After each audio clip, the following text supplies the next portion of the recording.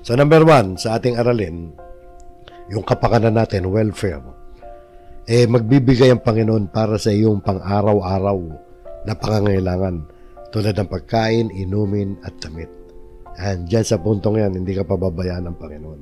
Dahil kailangan mo yan Kailangan mo yan para mabuhay. Tingnan nyo, saan ba natin napulot yan? Dito sa Mateo 6:31. Kaya huwag kayong mabalisa na magsasabing, ano ang aming kakainin, o ano ang aming iinumin, o ano ang aming isusuot, sapagkat hinahanap ng mga hintil ang lahat ng mga bagay na ito, at batid ng inyong Ama sa langit na kailangan ninyo ang lahat ng mga bagay na ito. Yung mga hintil lang daw naghahanap niyan Yung mga nababalisa dyan tungkol dyan sa mga pagkain, inumin at damit, okay, mabalisa.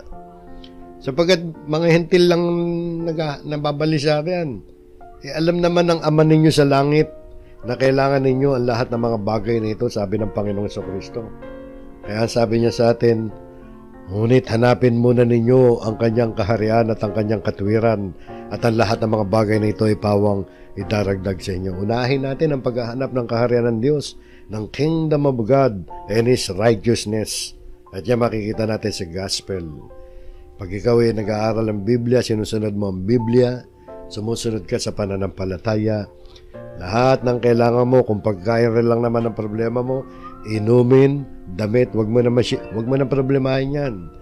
Dahil ibibigay sa iyo ng Diyos yan kapag hinanap mo ang kanyang kingdom and His righteousness. Kaya ang payo nga sa atin, kaya't huwag ninyong alalahanin ang bukas. No? Yung alalahanin niya, yung anxious. Di ba? Yung balisa ka. Huwag niyo ikabalisa ang bukas sapagkat ang bukas ang mag-aalala sa kanyang sarili. Sapat na para ngayon ang kabalisahan sa araw na ito. Ibig sabihin, pabayaan mo na lang yung okay na yung problema mo ngayon. Ngayon na lang, harapin mo yung bukas. Saka mo na harapin yan. Total, bukas pa yan Di bukas mo na harapin. Lalo na kung kabalisahan ng pinag-uusapan. Hindi na ibig sabihin, hindi ka na magpaplano para sa future ng anak mo. Hindi ka na mag-impok. Iba naman yun. Sa atin, yung kabalisahan. Yung talagang pinoproblema mo ng malalim yung bukas at yung future ng mga anak mo. Hindi ganon. Planuhin mo, pero huwag kang mabalisa. At hanapin mo ang kaharian ng Diyos. So, yan pangako yan para sa welfare natin. Pangako na may tuturin mong plano. Plano ng Diyos yan. Na ikaw ay pakainin, painumin at damitan.